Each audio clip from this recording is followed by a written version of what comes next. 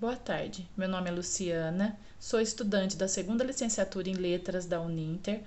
Meu RU é o 1384484 e estarei iniciando um mini curso sobre a linguagem textual na sala de aula e os gêneros textuais. Espero que gostem. Então vamos ao nosso mini curso, a linguística textual na sala de aula e os gêneros textuais. Vamos começar com uma introdução retirada do livro A Linguística Textual e a Sala de Aula, de Rita do Carmo Poli da Silva. Os primeiros escritos nessa linha no Brasil datam do final da década de 1970. Segundo Koch, esse início foi marcado por dois momentos. O primeiro foi a divulgação dos livros Semiótica Narrativa e Textual, de Cabral, em 1977, e Linguística Teórica do Texto, de Schmidt, 1978, e Pragmática Linguística e o Ensino do Português, de Fonseca, 1977. O segundo momento foi marcado pelo início das pesquisas na área, que se deram à Universidade Estadual de Campinas, a Unicamp. A expansão das pesquisas só aconteceu mesmo na década de 1980, após a publicação de um artigo de Inácio Antônio Reis, em 1981, intitulado Por uma Gramática Textual. Koch, em seu artigo O Desenvolvimento da Linguística Textual no Brasil, publicado em 1999, trouxe a nova disciplina dividida em 3 momentos. O primeiro momento é marcado pela publicação de 2 obras introdutórias desse novo ramo da linguística. Linguística de Texto, O que é e como se faz, de Marcucci, 1983, e Linguística Textual, Introdução, de Fávero Koch, de 1983. No ano seguinte a essas publicações, ocorre a primeira mesa redonda da área, intitulada Coerência e Coesão na Teoria do Texto, da qual participaram Marcucci, Neyns e Koch.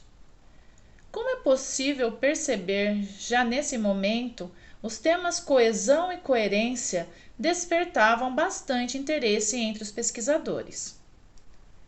A fundamentação teórica da época era firmada em Halliday e Hazen, em 1976, e Bilgrand e Dressler, em 1981. Com o passar do tempo, sucede uma alteração na preferência dos pesquisadores, da coesão para a coerência. Aos poucos, os estudiosos brasileiros começaram a dar suas contribuições a partir de uma leitura crítica que apresentavam da então atual fundamentação teórica. Ao final dos anos de 1980, portanto, tínhamos uma mudança de objeto de estudo da linguística textual. Paulatinamente, os estudiosos brasileiros passaram a fazer uma leitura crítica dessa fundamentação teórica, acrescentando contribuições.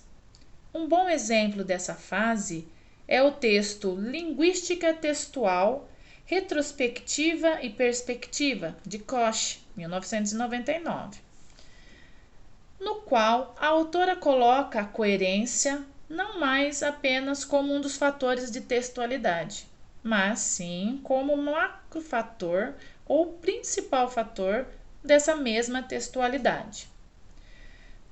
Um segundo momento da linguística textual no Brasil foi amplamente iluminado pela teoria de Halliday e Hazen, cuja ênfase eram os trabalhos sobre coesão.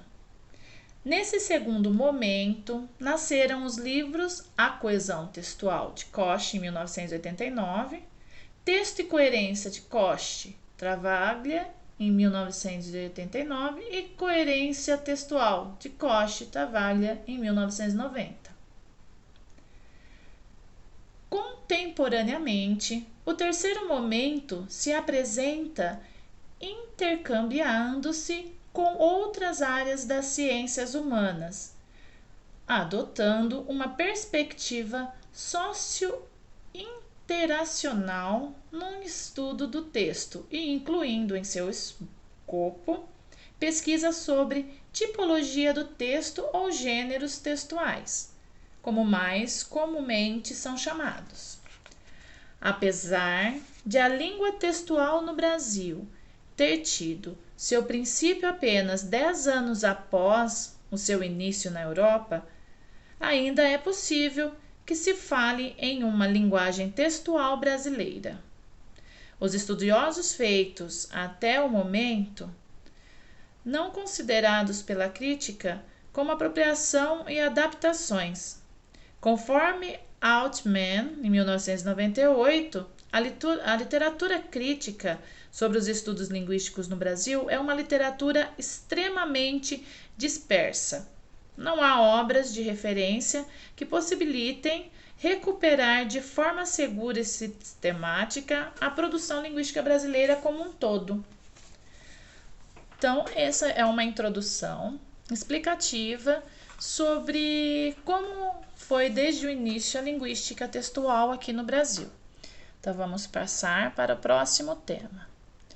Gêneros textuais. Vamos falar sobre gêneros textuais.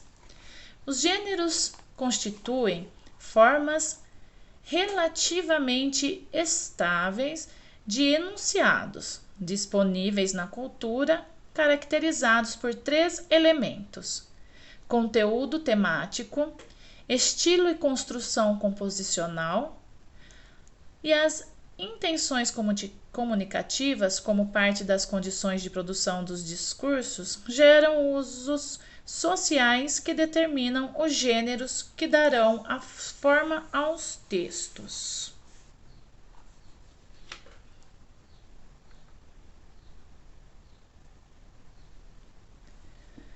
Tipos e gêneros textuais. Nesse nosso primeiro vídeo, eu vou estar apenas citando quais são os tipos de gêneros. No nosso próximo vídeo, estarei explicando um pouco de cada um. Então, vamos citar, dentro desses tipos de gêneros, o texto narrativo, o texto descritivo, o texto dissertativo, expositivo e o texto dissertativo argumentativo. Também o texto explicativo injuntivo e o texto explicativo prescritivo. Esses são alguns dos principais gêneros textuais. Logo depois teremos as variações linguísticas: variação geográfica ou diatópica, variação histórica ou diacrônica, variação social ou diastrática, variação situacional ou diafásica, e linguagem formal e informal e preconceito linguístico. Essas são as nossas variações linguísticas que estaremos discutindo nos nossos próximos vídeos mais profundamente cada tópico. As próximas aulas nós veremos nas nossas aulas a aula 2, que será sobre intertextualidade, a aula 3, que será coesão textual e coerência textual, a aula 4, que será sequências textuais narrativas, descritivas e explicativas, e a aula 5, que é a continuidade das sequências textuais, que é dialogal e argumentativa.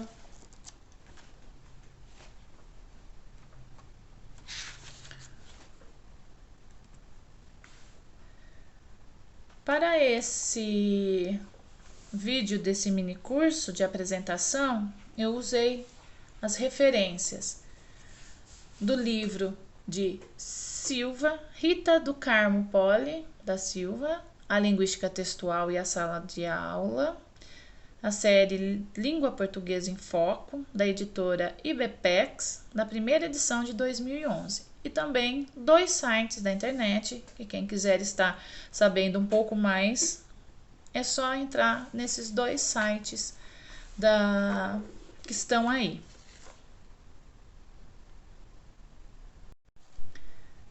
Voltamos então aqui nos tipos e gêneros textuais, onde estarei falando um pouco mais aprofundado sobre cada um. Curtinho, rápido, não irei também me aprofundar muito, pois senão seria necessário várias horas para estar falando sobre o assunto. Eu começo falando que dentro dos tipos de gêneros textuais, a gente tem na produção de um texto. Na produção de um texto, o ato de expor por meio de palavras as ideias sobre determinado assunto. Saber como escrever um texto pode ser um pré-requisito para conseguir um emprego e uma vaga na faculdade. Isso porque as pessoas que escrevem bons textos conseguem se expressar melhor, né? Então vale lembrar que o hábito da leitura é essencial para se produzir um bom texto. Enquanto estamos lendo, vamos ampliando nosso vocabulário e, consequentemente, nosso universo interativo. Ou seja, com o ato da leitura, estamos aumentando nossa capacidade de entender melhor tudo que nos rodeia, né? Então, vamos para os nossos tipos de textos narrativos, né? Que são 6. O primeiro, citado aí, é o texto narrativo, que nada mais é onde narra fatos, acontecimentos ou ações de personagens num determinado tempo e espaço. Temos assim, por exemplo, as crônicas, as fábulas, as novelas, romances, dentre outros, né? Então passamos depois para o texto descritivo, que é onde descreve objetos, pessoas, animais, lugares ou acontecimentos, né? Por exemplo, os diários, os relatos, as biografias, currículos, dentre outros, né? Então, esse texto descritivo, ele vai falar, por exemplo, num diário onde você conta seus assuntos, nos relatos onde você vai relatar sobre algo ou alguém, né? Ou mesmo você lendo biografias. Isso ali constitui um texto descritivo. Aí depois seguimos com o texto dissertativo expositivo, que é aquele que apresenta um tema, um conceito, uma ideia, né? Por exemplo, seminários, conferências, palestras, enciclopédias, porque ali é um conceito sobre um determinado tempo. Um tema, na verdade, desculpe, um determinado tema, onde vão falar sobre uma ideia que tem de um determinado assunto, quando tem conferências, que também é um determinado assunto exato sobre o que vai falar, né? Tá ali, tá expondo uma opinião, então a pessoa tá ali fazendo uma palestra, expondo a sua opinião, né? Então seria um dissertativo expositivo. Um dissertativo argumentativo é onde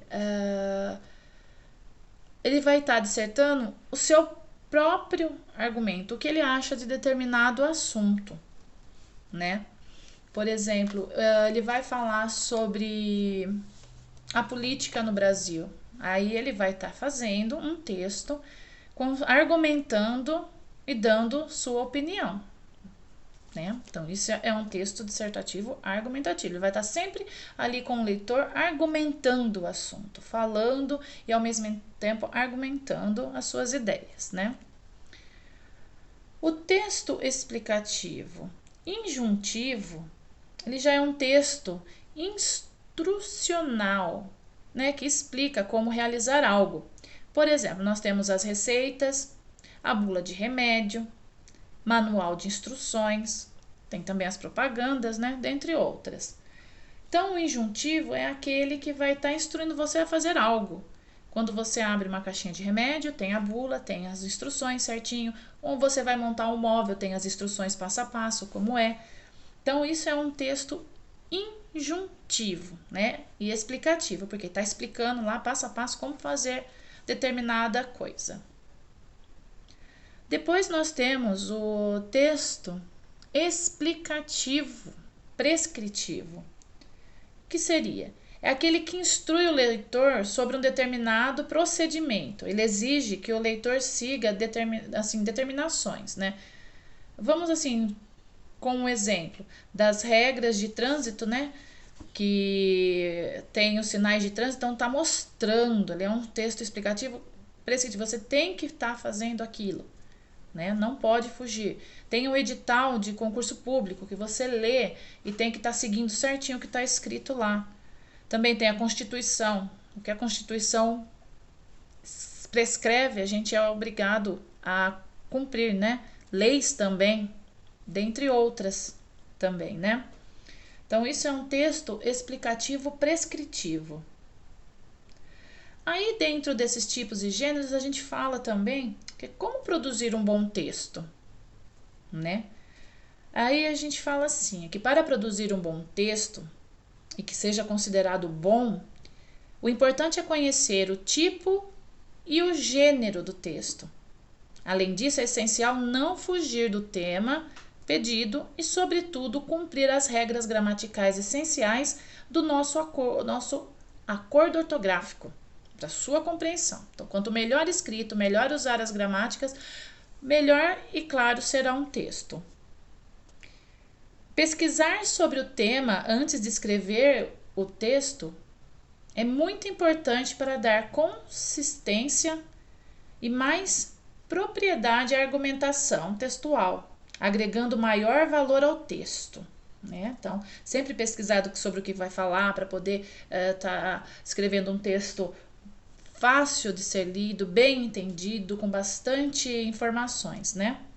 Lembre-se que não existe uma fórmula mágica para produzir um texto, né? No entanto, há estratégias interessantes para melhorar sua produção. Cada indivíduo tem um estilo de escrita. No entanto, o que importa não é necessariamente o estilo, e sim a coesão e a coerência apresentadas no texto, né? Nós vamos falar mais para frente sobre coesão e sobre coerência. Aqui eu só vou estar dizendo mais ou menos, né, o que é uma característica. Por exemplo, a coerência é uma característica textual que está relacionada com o contexto, ou seja, significa a relação lógica entre as ideias expressas de forma que não haja contradição no texto, né? Começou daquele jeito, tem que continuar daquele jeito. Já a coesão, por sua vez, está relacionada com as regras gramaticais, ou seja, você tem que estar escrevendo dentro das normas gramaticais, dentro do acordo ortográfico, tá? Saber onde coloca as conjunções, as preposições, os advérbios, os pronomes, tudo isso, tá? Dentro ali certinho do que é pedido, né? Aí nós temos também uma estrutura textual, né? Que são as etapas básicas para a produção de um texto. Por exemplo, temos o primeiro, que é o tema e o título, né? Que o título são as coisas diferentes na produção de textos, o tema representa o assunto a ser elaborado, né? Por exemplo, vamos falar sobre o bullying. O título é o nome dado ao texto, exemplo, bullying e suas consequências na educação. Então, a gente precisa, para começar um bom texto, ter um tema e depois um título. Na maioria dos casos, o título é muito importante, sendo que algumas pessoas preferem começar por ele. Outras escrevem o texto primeiro e a palavra ou expressão que o define é escolhida posteriormente. Aí tem o número 2, né, que a gente falou sobre o tema e título. Agora nós temos a introdução. O que é a introdução? É a apresentação do texto, né, também chamada como tese. É de uma suma importância, pois são nos primeiros parágrafos que o leitor vai ficar interessado em ler o restante do texto. Portanto, é um momento em que você irá instigar o leitor, certo? Então, é muito essencial. Aí tem o desenvolvimento, que após escrever a introdução, o segundo momento é você produzir o texto, né? E como o próprio nome indica, nessa etapa é fundamental o desenvolvimento das ideias. Aqui o escritor ele irá argumentar e oferecer os dados, né, ou as informações obtidas na pesquisa, que vai fazer uma reflexão sobre o tema abordado. Então, assim fica claro que quanto melhor a argumentação, melhor será o texto. Aí chegamos na conclusão. Finalizar o texto é tão importante quanto começá-lo. Embora muitas pessoas não se preocupam com essa parte fundamental do texto, o momento da conclusão, também chamado de nova tese, é essencial. Tá? Então, não adianta fazer uma boa introdução e desenvolvimento e deixar o texto sem conclusão. Após a argumentação, faz-se necessário que o escritor chegue numa conclusão e opine, no caso dos textos dissertativos, tá? Apresentando assim um novo caminho, né? Aí a gente tem umas dicas, né, para escrever um bom texto. Essas dicas, algumas delas é manter o hábito da leitura e da escrita, o conhecimento das novas regras gramaticais, prestar sempre atenção à grafia, pontuação, parágrafos, né, concordâncias. Seja sempre criativo e espontâneo. Não utilize palavras de baixo calão, palavrões. Nunca. Se distancie da linguagem coloquial e informal. O que é coloquial? Aquela linguagem que a gente conversa com os nossos amigos, que conversa com as pessoas mais informais da vida da gente, com a mãe, com o pai, com o irmão, com o vizinho. Sabe, nunca na hora de produzir um bom texto a gente pode usar esse tipo de linguagem, tá? Só se no caso for pedido, senão nem pensar. Tenha opinião e faça críticas próprias. Vocês têm que dar a opinião de vocês, não podem é porque fulano disse, não, tem que ter a sua, né? Sua própria crítica. Atenção à relação lógica das ideias, que é a coerência. Começou falando de uma coisa, termina falando da mesma coisa, do mesmo assunto. Não mude no meio, não fique indeciso, continue sempre seguindo o mesmo tema. Não se afaste do tema do tipo de texto proposto, né, que eu acabei de falar. Faça um rascunho para evitar rasuras. Isso é muito importante. Nunca vá direto escrevendo. Se você tem como estar fazendo um rascunho, por exemplo, vamos colocar o exemplo do Enem. O Enem tem a folha de rascunho, justamente para poder rabiscar e errar o suficiente, para depois passar no lugar todo bonitinho de forma correta. Se necessário, leia o texto em voz alta, né? Cuidado com as repetições de palavras e ideias. Isso é muito importante. E não utilize palavras ou expressões que não conheça. Não adianta querer escrever bonito e colocar palavras que vocês não conheçam. Isso vai prejudicar tanto vocês quanto o texto que está escrevendo. Se necessário, recorra ao dicionário. Se você quer falar uma palavra bonita, então procura sempre saber certinho como que é, antes de escrever e dar errado. E seja claro e conciso. Isso é muito importante, tá? Então, esses são os tipos de gêneros textuais. Dei uma explicada meio por cima, porque se a gente fosse falar, ia se estender por horas falando, porque é um assunto extenso, porém muito importante, né? Porque dentro de um texto, se a gente fosse falar cada um, por exemplo, vamos falar do texto narrativo. Aí a gente tem estrutura do texto narrativo, que existe apresentação, desenvolvimento, desfecho. Tem outras estruturas também. Tem o tipo de texto que a gente fala, que existe o romance, que é um tipo de texto, um conto, as fábulas, crônicas, são todos assim. Tem o tipo de notícia também, a notícia é um texto narrativo também. Aí dentro desses tipos de texto existem também os tipos de narrador, que a gente tem para citar dos narradores. Personagem, né, que são aqueles que participam do texto ali junto, ele vai narrar sempre em primeira pessoa, né? E tem o narrador observador, que é aquele que narra sempre em terceira pessoa, que fica ali só observando, e também chamado de narrador heterodiegético, né? Que é um exemplo desse tipo de narrador que encontramos na fábula, né? Então é assim, ele conta, ele vai observar, ele vai falar do outro, ele nunca participa da narração, do texto ali em si, né?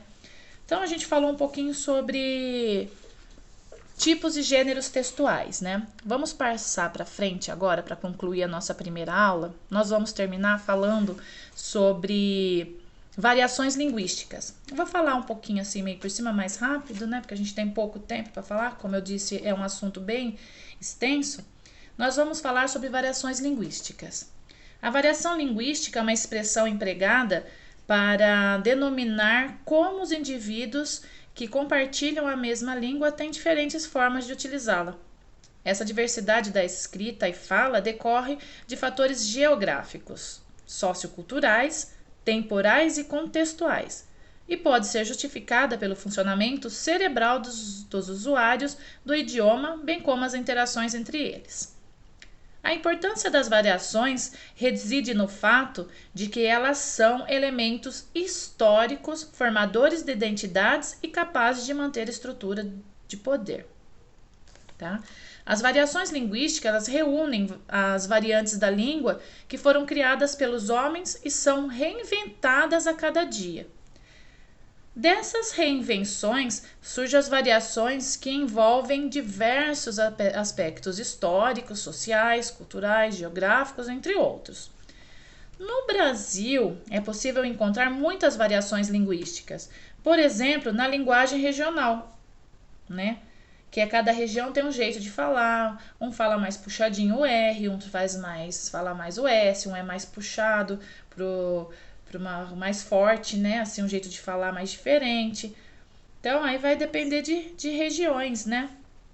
Aqui nós temos exemplos de variações. Variação geográfica, né? Ou diatópica, que é a variação é onde ocorre em virtude das diferenças geográficas entre os falantes. Ela pode acontecer tanto entre regiões de uma mesma nação, por exemplo, o Rio de Janeiro e Goiás, quanto entre países que compartilham a mesma língua, como o Brasil e Portugal, né?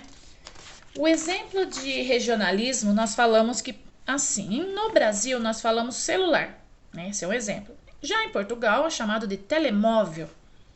Ônibus, aqui no Brasil. Autocarro em Portugal. Trem, aqui no Brasil. Comboio em Portugal. Então, esses são só os exemplos de como a diferença de região, né? Regional, entre países. Agora, a variação histórica ou diacrônica. A variação diacrônica é o resultado da passagem do tempo, já que a língua está em constante modificação, pois os falantes são criativos e procuram novas expressões para comunicar-se de forma mais efetiva. Além disso, tal fenômeno é causado pelos processos históricos, como a influência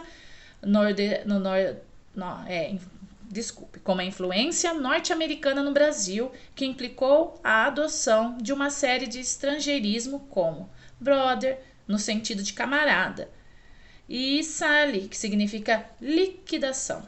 Tá? Vamos assim um exemplo de português arcaico. Aí tem uma fala, né, de dois personagens na praia.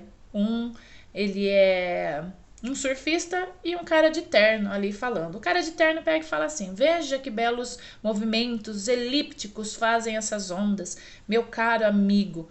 Pegá-las-emos neste instante ou mais tardiamente. Então, né, são, né, por exemplo, elípticos. Pegá-la-emos são formas que caíram em desuso, então por isso que falam que são arcaicas, é lá antiga, né? Variação variação social ou diastrática, né? Essa é a variação diastrática, é decorrente das diferenças socioculturais, já que o fato de as pessoas terem ou não um acesso contínuo e prolongado a uma educação formal e aos bens culturais, como os museus, cinemas, literatura, shows de cantores bem avaliados pela crítica especializada, leva-as a expressarem-se de maneiras diversas. Por exemplo, os advogados normalmente utilizam uma língua mais formal no exercício da profissão, considerando-se que, em tese, tiveram todo um aparato, inclusive financeiro, para estabelecer uma comunicação mais sofisticada. Em contrapartida, os empregados domésticos tendem a utilizar estruturas linguísticas mais coloquiais, resultado principalmente da privação econômica e, consequentemente, educacional e cultural, né? Por exemplo, aqui temos um caso de um rapaz que vai ao médico. O médico vai falar o laudo pro rapaz e diz: de acordo com o laudo, você está com um processo de tumescência, resultante de lesão inflamatória e necrose subcutânea. Nossa, o paciente fica desesperado e fala: meu Deus, doutor, e quanto tempo eu tenho de vida? Aí o doutor rindo fala: ah, não se preocupe, é só um furúnculo. Então, quer dizer, a diferença de uma pessoa menos estudada com uma pessoa mais estudada, né? E para finalizar as variações, temos a variação situacional ou diafásica, que ocorre de acordo com o contexto, por exemplo, situações formais e informais. As gírias são expressões populares utilizadas por determinado grupo social, né? Aí a gente tem um exemplo de gíria. Por exemplo, chega duas pessoas conversando, ali é uma turminha de amigos e duas pessoas começam a conversar. Ontem fui a um sarau supimpa, cheio de bossa e de brotinhas. Aí um deles vai traduzir para o outro que não entendeu nada. Ele foi numa balada responsa, cheia de mina da hora. Ai, maneiro, o véi tirou maior onda. Aí ele vai traduzir para o outro que estava falando. Ele disse que o senhor divertiu-se a beça. Aí o carinha do meio que estava traduzindo a conversa entre os dois, que é um senhor e um jovem, falou: me sinto uma tecla SAP entre gerações, né? Porque o senhor tem um jeito de falar e a nova geração outro jeito, né? E para terminar, temos a linguagem formal e informal. Quanto aos níveis da fala, podemos considerar dois padrões de linguagem, a linguagem formal e informal. Certamente, quando falamos com pessoas próximas, utilizamos a linguagem dita coloquial, ou seja, aquela espontânea, dinâmica e despretensiosa. No entanto, de acordo com o contexto no qual estamos inseridos, devemos seguir as regras e normas impostas pela gramática, seja quando elaboramos um texto, que é a linguagem escrita, ou organizamos nossa fala numa palestra, que é a linguagem oral. Em ambos os casos, utilizaremos a linguagem formal, que é esta de acordo com as normas gramaticais. Então, observe que as variações linguísticas são expressas geralmente nos discursos orais. Quando produzimos um texto escrito, seja em qual for o lugar do Brasil, seguimos as regras do mesmo idioma, a língua portuguesa. Então, esse foi a nossa aula de introdução sobre variações linguísticas. Nossas próximas aulas já foi dita que nós vamos falar sobre intertextualidade, a terceira aula, coesão e coerência textual, a quarta, as consequências textuais da narrativa, descritiva e explicativa, e vamos falar na última aula sobre a continuidade das sequências textuais, dialogal e argumentativa e o nosso encerramento. Não esqueçam que as referências foram tiradas do livro de Silva, Rita do Carmo Poli, A Linguística Textual e a Sala de Aula, na série de Língua Portuguesa em Foco, da editora IBPEX, da primeira edição de 2011, e os sites que estão sendo demonstrados abaixo, memundodaeducação.ol e www.normaculta.com.br. Então, é só vocês, se vocês estiverem interessados, só tá aí entrando nesse site, tá? Então, vamos lá, eu me despeço por aqui. Até a próxima, que estarei dando a nossa continuidade no mini curso. Muito obrigado pela atenção. Até mais.